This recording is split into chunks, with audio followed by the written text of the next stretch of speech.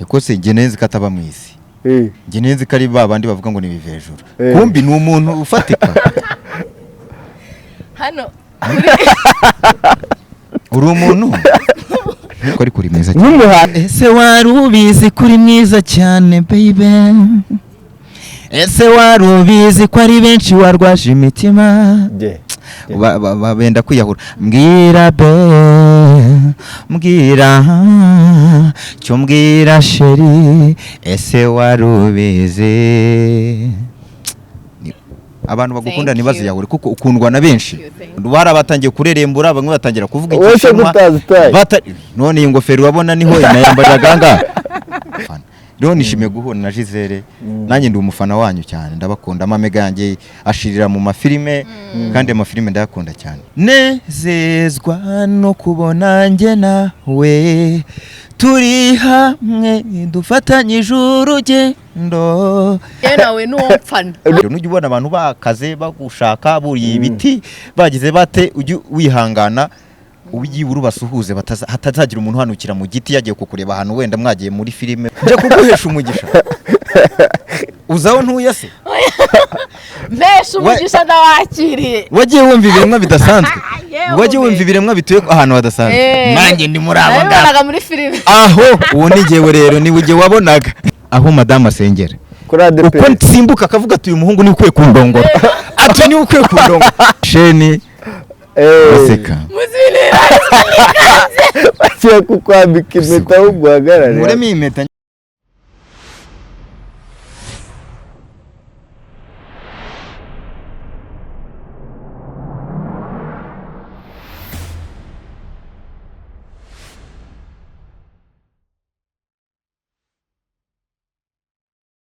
yes twongeye kubaha ikaze mwese mudukurikiranye twizere ko mumeze neza muri amahoro uyu munsi rero tugiye gufata icyamamare tugiye kugihuza n'umuntu mukunda muri benshi witwa Giselle icyo cyamamare hashize iminsi mutamubona aririmbaga gospel ariko ahanyura mu ma interview agenda avuga ko ari muri sekira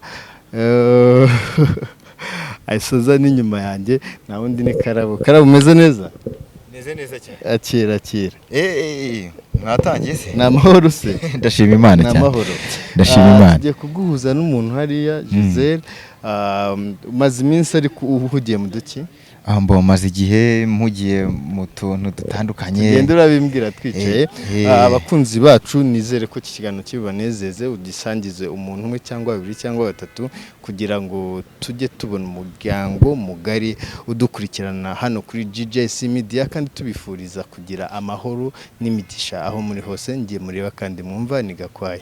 Yes, nkuko mubibona kuri kamera zacu murahabona umuhanzi w'icyamamare wambaye neza urukweto urebye nko ku rukweto ukabona ni pantaro Giselle yambaye urabona ko harimo akantu gasa muraho neza tuwaye ikaze. Hey guys, my name is Giselle. Ikaze kuri GJC Media.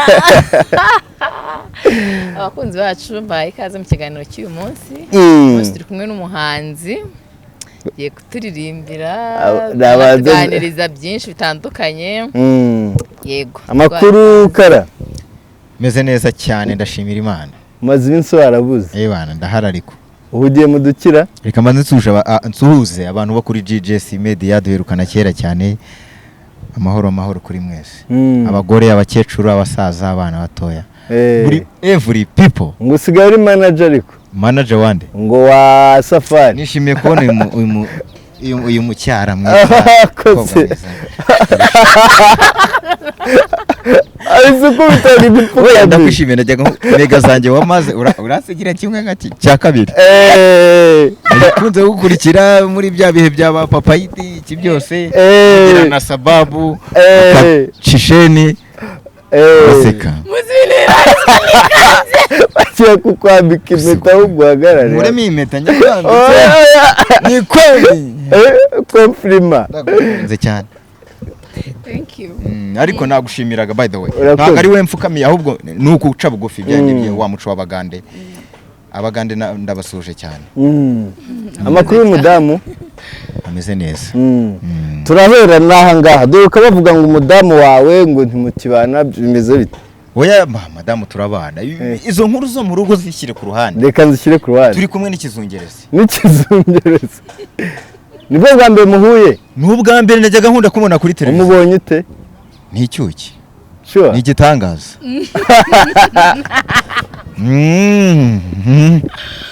Byakaze. Kara ndakwembera kweli. Rwose Kara. Bamaze iminsi bavuga ko utakiri no muri gospel wayivuyemo. Gospel ni igiki ngewe bya gospel. Indirimbo zihimbaza Imana. Gospel nyirimo. Kuba nacishamo uturirimbo tw'urukundo ntago ari uko ntagira urukundo. Se ba ntuza nige vuga ngo masamba. Uyu nguyu ba masaso bose ntibakundana, ntibagira abagore.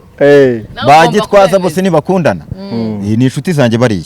Ariko ni ukuvuga ngo nanjye ngomba kwerekana ko nkunda nkabigaragariza mu ndirimbo kuko ndi umuhanzi. Urabona icyo kizungerezi kikwicaye iruhande. Eko se nge neza kataba mu isi. Nge neza kari babandi bavuga ngo ni bivejuru. Kumbi ni umuntu ufatika. Hano uri umuntu mubaze icyo ushaka kabisa. Oya ni ukuvuga ngo ngenda njyaga nkunda kumubona ariko nkavuga ni bari abatipe ba karabutoni nimba ari karabutoni bashobora kuba bakoresha ibiveju kugira ngo bahiti. Mbese ubu nibwo nemeye ko ari umuntu nkatwe ari kuri meza cyane. Nk'umuhanzi rero. Nk'umuhanzi muririmbira umwata kumwereke ko n'indirimbo wakoze y'urukundo. Y'urukundo? Yo kukurimbira indirimbo y'urukundo kandi mbabari uyi feeling. Feeling indirimbo yanjye y'urukundo. Hello, you feeling indirimbo. Iravuga ngo ese wa reka ndebeshe ingofero inyuma mere nk'abandi bose. Kana ndagukunda rwose. Ese warubizi kuri mwiza cyane baby. Ese warubizi ko ari benshi warwaje imitima. Benda kwiyahura. Mbwira be, mbwira cyo mbwira sheri. Ese warubizi. Abantu bagukunda ntibaziyahura kuko ukundwa na benshi. Thank you. Ubu hari abasore barimo barakureba batangiye guta inkonda mwangegera mwe mwagiye mwiyuba.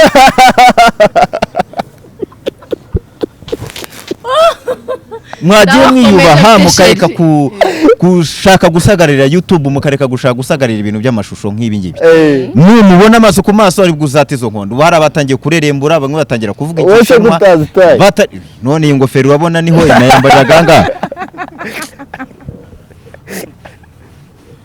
Abakobwa beza no muza Imana yubafasha. Tazadukoresha amabara. Yego. Ariko nakwishimiye kukubona. Nakwishimiye kubona. Giselle bwa mbere mubonye? No. Okay, bwa mbere mubonye face to face. Ariko najyaga mubona kuri YouTube. Wumva? Ari icyamamare. Abatabizi mu bimenye. Nicaranye n'icyamamare. Nawe uri icyamamare. Nukuvuga ngo nakurebaga nawe undeba mama. Narakurebaga papa Edejo bundi cyajya gutesheje umutwe. Ndavuga papa Ede ibi bintu nahise nisetingamo ko ari byabaye byanyabye. Ndarira ndavuga ni papa Ede yirukanye iki kizungerezi. Uyu mwana mwiza. Ese uri umukobwa uri umumama? Ndo umumama. Ufite umugabo? Ndarusenya numbwira ko utari umugabo, udafite umugabo. Ariko se wanyemera kubera iki? Ufite umugabo. Ufite umugabo? Turamusuje cyane. Yihangane ntago twarengereye. Okay.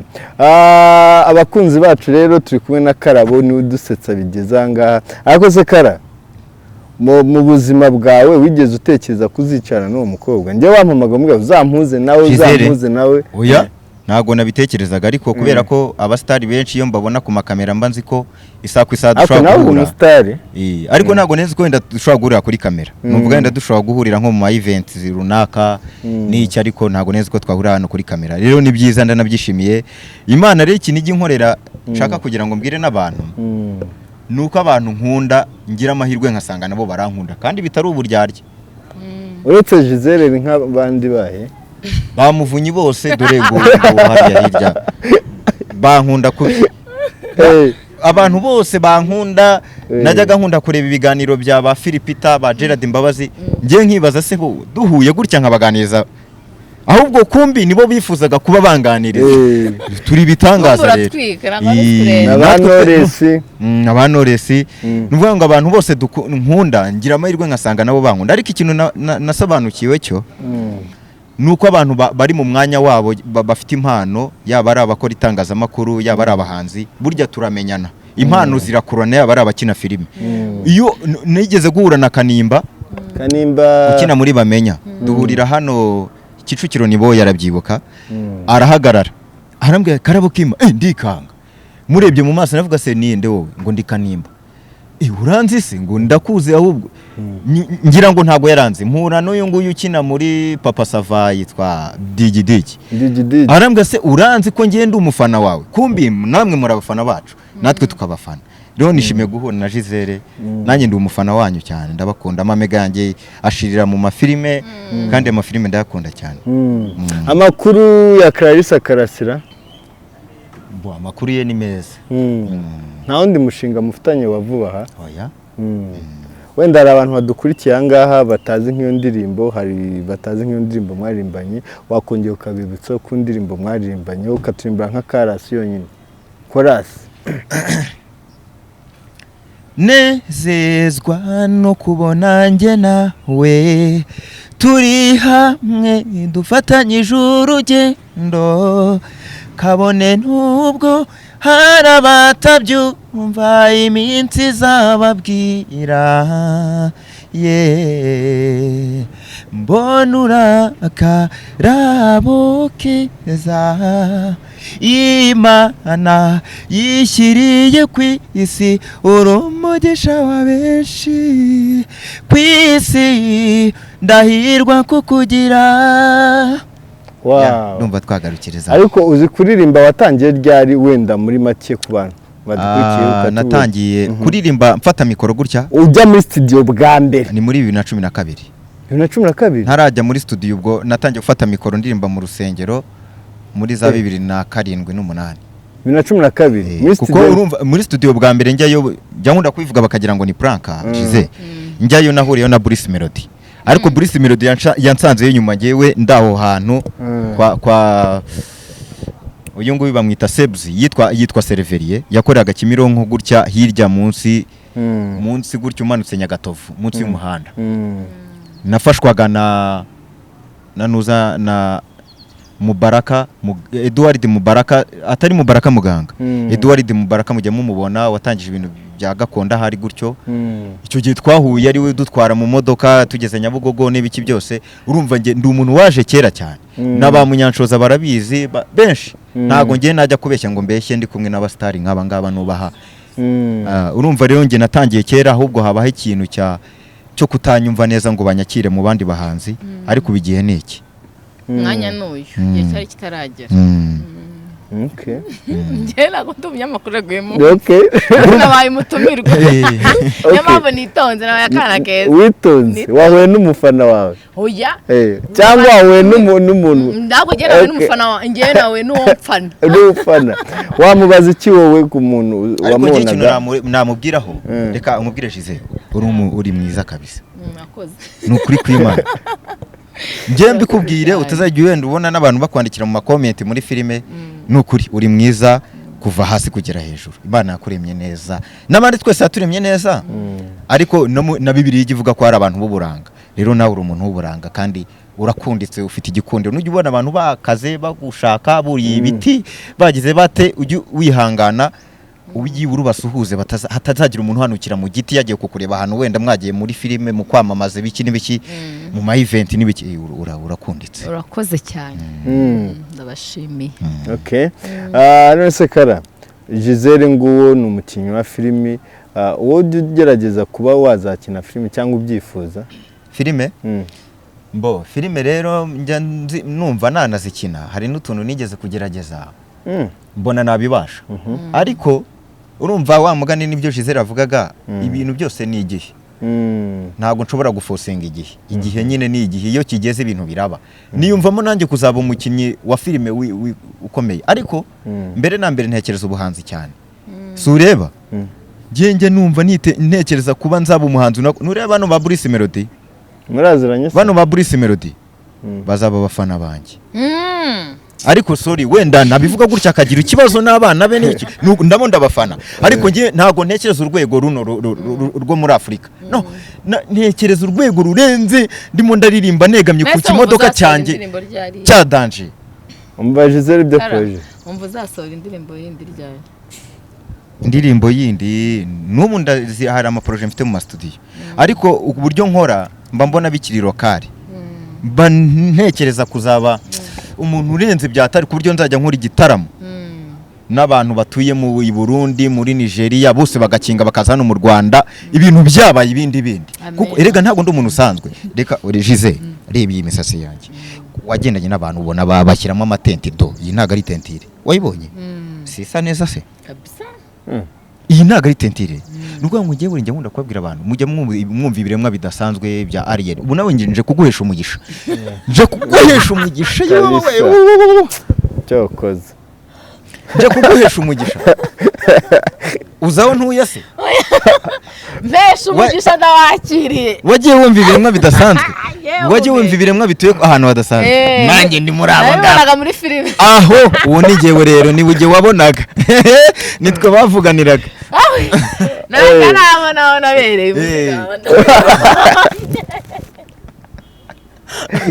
oya nige bano bahanzi bose bano banyamakuru bano bamuvugi ntumureba nabagiye mbahesha umugisha nkamubwira ni muvunyi fata umugisha muvunyi niyo mpamvu kandi muvunyi mbona yahise narongera yashatse umugore w'ikizungereza mwiza cyane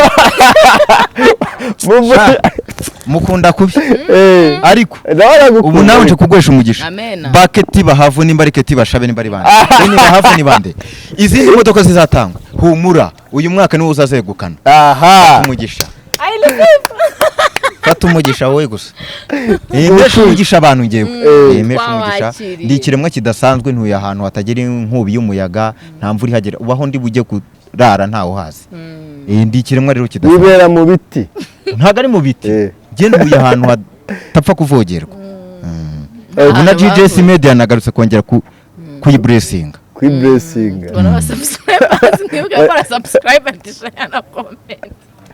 Gusukora abantu bajyaga bagira ngo ndi umuntu usanzwe nkabo je najyaga mbabona nkavuga saba abantu ntagerekwa bagira nta nubwo bareba ubu ntibareba iyi misatsi ufite ntareba iyi misatsi ubusaba cyane tentire washyizemo abazungu bose bavuga iki niyo bavuze ikinyarwanda barakigoreka bakivuga nabi ngiye mvuga ikinyarwanda kimbitse ariko se ndakubwira ngo uzabaze munyanshoza dedone ejo mundi nawe namuhesheje umugisha yaje mu rugo munyanshoza yari afite cano yari yarasubiye hasi ndavuga ni munyanshoza wowe mva hano icara hano mu ntebe nkubwire muhesha umugisha mukora mu kiganza ndavuga ni fata umugisha ugenda muhamagare nona umubaze uti Patrick muraziranye ati arahita kuvuga ati icyo ni ikiremwa kidasanzwe ase utumuhamagara kuvuga ko atakuzira munyanshoza se mwese naza kubeshya hano nkabeshya hano ndakubwira ngo ntago nakubeshya ntago mbafera uwe muhamagara kubaza munyanshoza muhamagare uvuge ngo karabo k'Imana uramuzi dore ngiyi mikoro nusanga iyi telefone ndayiguha nubwo igura amafaranga make ndashaka kuzagura izindi ariko ni menshi zimi we muhamagare mubwire n'abandi se mubwire n'abandi hamagara bano bana impamvu mbita abana nuko mbarusha n'imyaka bano hamagara bano ba Kevin Kade bose babaze uti Patrick muramuzi baraje kubwira ati asariuti uwo ni legend ni umuhanga reka turebe ko ari budufate Eric umugisha sakazashaka ko tuba akarongora Eric se kandi twahuye ni kuba ari marandeba gutya gusa byarangiye n'abantu barimo barandeba gutya abazengerejwe n'ubukode byarangiye kara umva ikibazo gihe Eric ikibazo arashaka umukobwa uzamukwa naka Munyanshoza dufitanye n'indirimbo mu kwa gatandatu alo muraho neza Munyanshoza muraho nitwaga kwandi umunyamakuru wa GJS Media TV turi kumwe na Karabo k'Imana ngo mufitanye indirimbo mu kwa gatandatu ntago turabikonfirma neza ariko mubaze ko atanzi we mubaze ureka twavuganye ko tuzayikora ariko nyuma ni mu kwezi kwa gatandatu kwa gatandatu ngo ari wamusuye ejo bundi niho mwabipangiye. Ni umushuti wanjye n'umuvandimwe nguyu. Baba muramara uyu munsi muri kumpe. Murakoze cyane. Uratwemeje. Umva ngende kumugizwa. Fata kabera uyu nguyu. Uyu ni inshuti yanjye. Kabera wese. Kabera. Apande se. Ariko nzababwire nsabe. Hamagaye benshi. Hamagara kabera. Oya. Muhamagara. Wapi? Wese ngoma. Uhamagara murangira Thierry. Oya. Si umuvugizi wa Ribu. Oya. Ndakubwira abantu batazajya batubona tugenda ngo umuntu ashake kutureba mu kabongo show ashake tuba turi abantu bakaze. None se kutanga umugisha waduherere ku mugisha. Eric ni umukameraman. Eric ni umukameraman. Umugisha nawe umuhaye. Umuhe. Ariko ngumukora mu Munyanshoza wumvisha ko dufite indirimbo. Cyane mu kwa gatandatu. Ari gihe rero mvuga ibintu abantu ejo bundi naganiraga na Justin Bieber. Ya ntajya beshya. Ntago mbeshye Justin Bieber twaraganiriye pe. Seriously. Twaraganiriye mugira n'inama ze. Ahura dupeze we.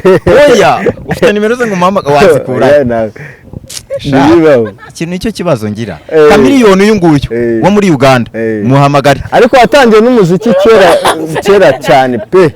Kamiliyoni mugira inama nyinshi cyane. None se inyungu maze gukura muri muzika yawe nizi? Inyungu nzikuramo sinambaye impeta se. Umugore sinamukuye kuri YouTube. Wamukuye kuri YouTube? Abonye byagenze bite? Atubeshya. Uyu si muvunyi ariko muvunyi katazanga garagare ko ari umufana wanjye kandi nawe umufana we. Haba umufana we katazanga bivu singuyu tuva umubukwe yarabizi yaraburimo.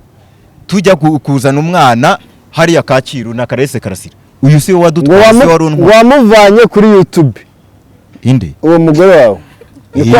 Ariko ndamuvanye yarasanzwe ambona. Urumva nigeze kujya kuririmba yo ndataha. Kuririmba hehe? Aho madame asengera. Kuri ADP. Uko nsimbuka akavuga ati uyu muhungu ni ukwiye kundongora. Ati ni ukwiye kundongora. Abandi bose arabari bagabo.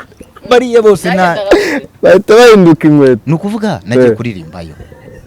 Madamu ndirimbye yuko nsimbuka kandeba hose igihagara akavuga uyu niwe kwiye kundongora. Buryo uwo wabari wawe Giselle. Kandi afite umugore mwiza serious. Afite umugore mwiza. Nyuma rero aza kumbona kuri YouTube. Birangira duhuye arampamagara nyine neta nkunda gutanga nimero nkuko n'uyu munsi ushobora kuyitanga avuga ni 078 68557 ariko abakobwa ndagira ngo mbiyame nukuri kw'Imana nimba mwankunze nyuma y'igihe mu nkundira umuziki abakobwa barimo baransaba ngo rekuri uwo madamu wawe tubane kuko ngo babona ke ntanga barazibuze. Hariyo madamu maze kubyarana abana nkabangaye babiri umwe ariko nakwishimiye. Oya kandi use nka madamu abonye ubwira umukobwa w'icyo ngo wamwishimiye. Madamu wanjye n'umufana wa Giselle ahubwo ikiganiro nzahita nyimwereka mugishyira hanze n'umufana Giselle turagukunda. Nukuri kw'Imana turagukunda mama wawe abahe. Ufite ababyeyi beza gusa nakubonye. Amanje aba hirya ya Kigali. Ariko jye ureka abafana bawe twisanzureho. Tukwisanzuro tukwishimire kuko buriya ubu buzima reka nge mbabwire ikintu kimwe ndatube serious ho gatoya. Ubu buzima umuntu wese abaho rimwe. Nimba ugize amahirwe warakoze ikintu nka kuno Giselle akina amafilime akagira amahirwe twese tukamukunda none akatubona akagira abafana abona amaso ku maso ukabona twishimye nka gutya Giselle ntukajye ubibona nk'ibintu bisanzwe jya ubyishimira kandi ubishyire muri archive yawe byakubwiye nibyo Giselle ubishyire mu bintu uzajya uvuga uti nanjye hari ikintu nakuye muri ibi bintu. Yego kuko kubona abantu niko kubona ibintu kuko abantu nibo nyiri ibintu. Ibyo avuga nibyo. Giselle mfite nka nimero 6 zose zivuga ngo ndashaka kuzajya gusura Giselle nitwaje n'ituro. Oya muvunyi we. Yewe iyo nsanga udafite umugabo nari kugushyingira muri Canada. Warunshingira. Ari umugabo w'inshuti yanjye afite ibifaranga byinshi aba muri Canada sinshaka kumuvuga yarambwiye ngo arashaka umukobwa mwiza ngo burya ariko nakurebye mbona niwe muteke ahubwo umugabo uteye nako nk'umugore yashakaga umugabo wagufate neza utazamuca. Baramufashe byararangiye.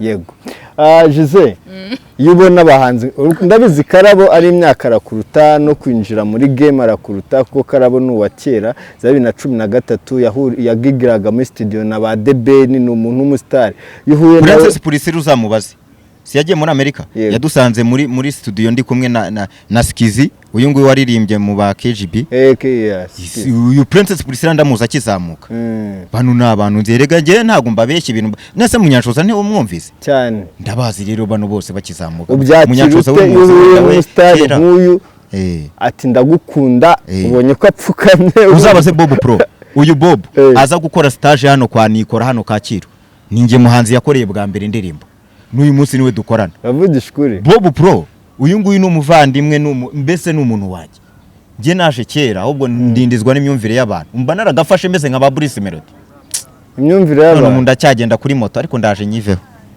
oya wabanje no kubaka ni ibintu byiza cyane ubyakira ute kubona abantu nk'aba ubundi cyagiye twakuzaniye mu mama usanzwe arakuzaniriye dushimira n'abantu badukurikirana kuri GGS Media TV mwatweretse urukundo muri kiriya kiganiro cyo twakoranye na Giselle n'umukunzi we guturuka harya ni hehe Giselle nyibutsa imageragere noneho urwego bigezeho Karabo amaze nk'iminsi ngaya mpamagara Giselle kubw'amahirwe murahuye wajya mwana bipanze ariko mbwira abantu ko mutabipanze ako kabarureba mu rukweto rwe n'ipano wambaye ntago bipanzwe pe n'ibintu byabaye pare hazari wowe byakira ute nta gahunda mfite gukora ikiganiro yego ubyakira ute kuba ugeze kuri uru rwego oya ni ibintu nyine bisanzwe tu bisanzwe oya impamvu uvuze ngo ni ibintu bisanzwe abadapfuye barabonana kandi umuntu mukora umwuga umwe byanga byakunda murahura impamvu uvuze umwuga umwe umunyamakuru umuntu ukora indirimbo filime ni abantu bahura kuko umunyamakuru azakenera umuntu ukora indirimbo azakenera ukora filime byanga byakunda bagomba guhura mu gihe rero bahura ari igihe muhahurira iyo muhahurira haba hari amahirwe menshi cyane ko mwamenyana rero njye najyaga mubona kuri YouTube ni sinzi umuntu wari wakuzaniye igitoki ntuza uyu byiringiro rage niwe wari woheje amafaranga ni ntuza wakizanye Emi si we nyine se si byiringiro rage wari wayamuhaye Emi ahubwo ndanamusuhuje wari wayamuhaye twarahuye face to face Emi nabibonye na madamu wawe nicyo kiganiro njye nakibonye ndagikurikirana rero ndishimye kuba noneho duhuye amaso ku maso umva ko hari imigisha gusabiye turwana ikire kugira tunasoze nagira ikintu mwifuriza buryo ihuye n'umuntu ariko muri ingofero abantu bambone nge ahubwo Giselle ariko nawe baramubona nawe aragaragara cyane wambaye na neza kara wambaye neza kabisa isaha ya Rolex impeta ya zahabu urukweto rwiza wambaye neza oya reka mbyambare ni mu gihe Karabo yarakize yego rata muvunyi aragira ati Karabo n'umukire nibyo kuko buriya reka mbabwire kugira ngo Giselle kugira ngo mbe ngaragara gutya kuri YouTube ninjye muntu watangije propaganda cyangwa se impinduramatwara yo kugira ngo abantu bameze nkatwe biyumvemo ko n'abari abantu kuko urumva benshi bari bigunze iyi organization yabaye yitwa OIPA ndi umwe mu bantu bayishinze abamambure fondateur nabaye muri board y'abantu batanu bayitangije hano mu Rwanda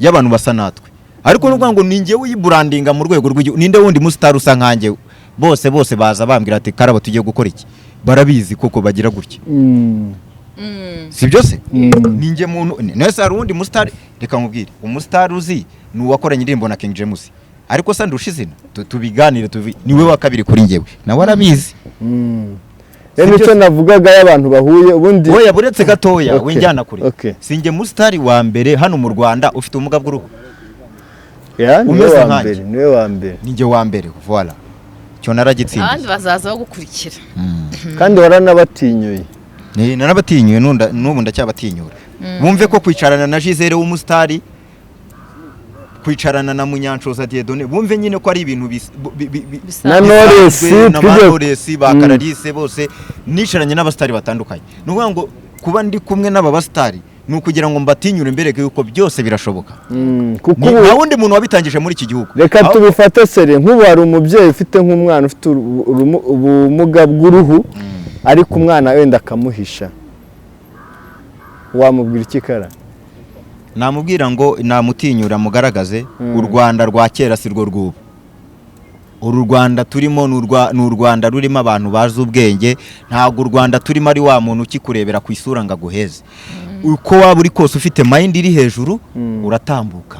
Niyo mpamvu rero tuba tugira ngo tubatinyure n'abandi bantu bafite ubumuga bugiye butandukanye, bugufi baze bigaragaze, abafite impano muzigaragaze, amarembo arakinguye, turi mu gihugu cyiza kandi kiduhamahirwe. Na mukuru wawe se hari impano afite, nawe afite ubumuga ariko ubw'uruhu nawe turasa niwe. Abana mubyara barasanzwe. Wow. Ndabyishimiye cyane. Thank you. Ikintu rero nari nshaka kuvuga nubwo wanciyemo hagati, abantu iyo bahuraga ari babiri hari ikintu kiba wamusabiye umugisha. Giselle nagira kana kwifuriza. Ariko Giselle nukuri nawe nk'umuntu nabonye yakuyemo n'ingofero nawe nk'umuntu nabonye mu mafilime nkagufana. Mbwira akantu byibura nsigarana mvuge n'ukuri. Giselle yambwiye aka kantu kari unique kumwiharira. Ajya vati Giselle yambwiye aka kantu. Nanjye nje nkureba koko mvuga ni byibura iyi filime nayirebeye kuri. Yego. Gusabira urukundo, gukundwa n'abantu. Amen. Kwaguka mu byukora, kumenya ubwenge, gushishoza. Cyambere ufite famille, gukunda famille ari ryo ubustari butubuza gukunda famille, kwibuka urugo rwawe ukarukunda n'abana bawe. Jyubona amafaranga nebe byose gusabiye amafaranga. Ako kantu koze cyane. Amafaranga kabisa uyabone. Nukuri. Ayabone. Ndayakiriye mu izina rya Yesu.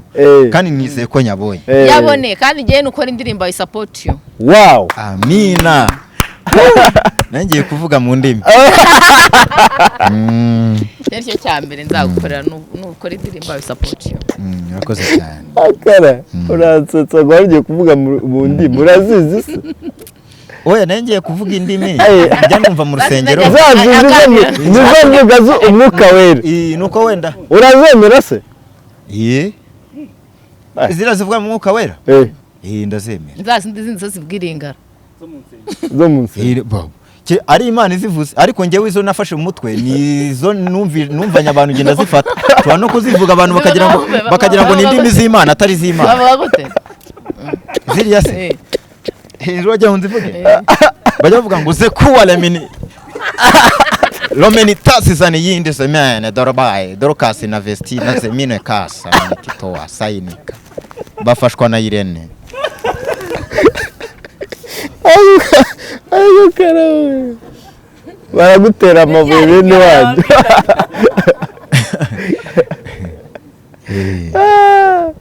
Niko Kara none se ubungubu projet yawe iri hafi ni ihe? Uretse yo mu kwa gatandatu yawe. Projet yanjye niyo yo mu kwa gatandatu. Erega jewe ntago nkikora ngo abantu bamenye. Reka nkubwire n'umuntu ushobora kwirengagiza ngo ntago anzi. Ushobora kunshaho ntamenye akirengagiza yaba ari uwirengagije. Kumva aho hano za The New Times zaranditse.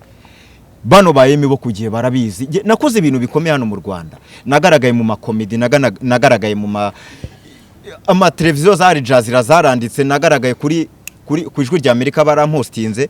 Nukuvuga ngo rero nge ntago nyikompeta n'abahanzi bakizamuka. Ngiyewe nzajya nkora nimbona amafaranga nintayabona ntuzi. Ariko ufite izina nararibonye ubu ndatuje nta muntu nyura mu nzira ngavuga ngo dore imari ngo dore ngo ngiye kuyirigitisha ngo mbona amafaranga ubu ngubu ndatuje nicyo narwaniraga. Ubu rero ndi mu mutuzo ndimo kurya nkanywa. Ariko ufite impano ikurimo. Umugore wanjye tukashimana. Ufite impano ikurimo. Abanyarwanda bakenera kuyumva buri gihe. Urumva nkuko tubona Bruce Melody adashobora kumara amezi 3 adakoze indirimbo. We kucyumara amezi angana. Erega ibintu byose bikorwa n'amafaranga. Ni nyabona nzaririmba nkora ibintu bikaze. Ni ntanayabona kandi ntacyo nshinze Imana. Ni nkomeza kuyabona nkumva ibintu bikaze nzafata inzi imwe muzo mfite. Nyigurishe nze muri studio. Hatagira n'umuntu wenda w'umuhetazo ubibona akavuga ngo Patrick arazibye. Mfite ibikorwa byama amafaranga. Nkakora indirimbo ziri ku rwego ruri hejuru. Kabisa. Umuntu ashaka kureba indirimbo zawe ubu ngubu yazikura hehe? Kuri channel yanjye yitwa Akarabo k'Imana TV. Niho ziri. Bagereyo barebe. Subscribe and share and comment. koresha Instagram Patrick Mazimaka urimo uranganiza nka titira ugatitira kubera ubwiza afite man arakonje ahubwo nuko hakonje njye ntago ari ugukonje uyu mukobwa ariko se ntumureba uko asa ko nukuri kw'Imana igihugu gifite abantu beza igihugu cy'u Rwanda kirakungahaye ukimubona bwa mbere ni nk'ikihe kintu wahisuma utaha mu Rwanda hano uraryama nanjye nta hantu gitaha wow nukwibera mu biti nk'inyoni u Rwanda rwacu rumeze neza rurimo abantu beza kandi nukuri reka mbabwire dushimire Imana duha igihugu cy'u Rwanda kirimo abantu batandukanye kirimo abamama beza abakobwa beza abana beza abasore beza abagabo beza nyine nukuvuga ngo u Rwanda rurakungahaye pe ahubwo icyo dukora dukomeze twiyungura ubwenge burenze kubwo dufite kuko naho ubundi mu bigaragara ku bwiza bugaragara physically turi beza pe u Rwanda rurakungahaye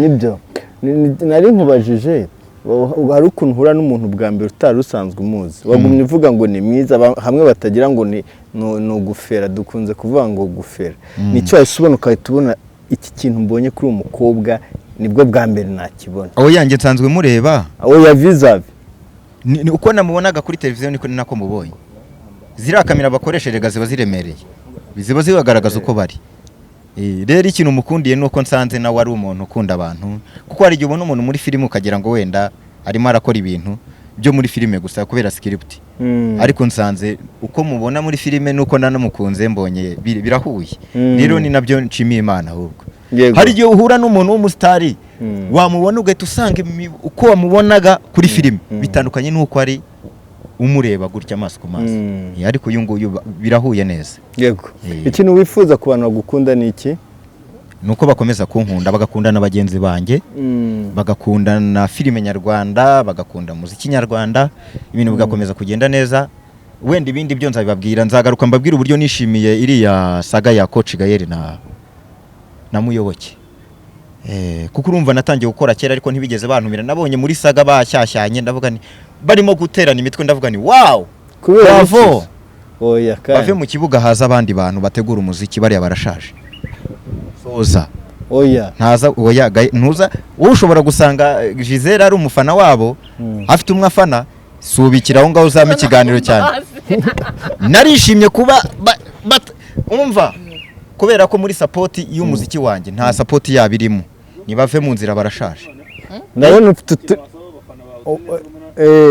nta kintu wasaba abafana wenda nk'akagofero urabona iki abafana banjye bakomeze bankunde urumva ngewe umuntu nkunda urumva ngiye mporana marinette mporana ibiki abakire ndimo ndibwira abakire uzi ko ngura amavuta y'ibihumbi 50 ku kwezi amavuta y'ibihumbi 50 ku kwezi nete zihora mu maso ingofero ibiki byose rero nkunda ajya nsaputinga kuri 0786855784 ndagira ngo ako kantu gasubiremo gake ugasobanure nukuvuga ngewe Giselle wenda nawe abyumve abantu basa natwe tugira ikintu cyo kuba tutabasha umubiri wacu ntabwo uresist izuba nukuvuga ngo urabona nkuko we ufite uruhu rusa gutyo natwe twese turi nkamwe ahubwo kuri kuruhu hari akandi kantu kaba karabuzeho ngo rube rwirabura nkuko namwe mumeze urumva rero bikenera amavuta yabugenewe ubwo nukuvuga ngo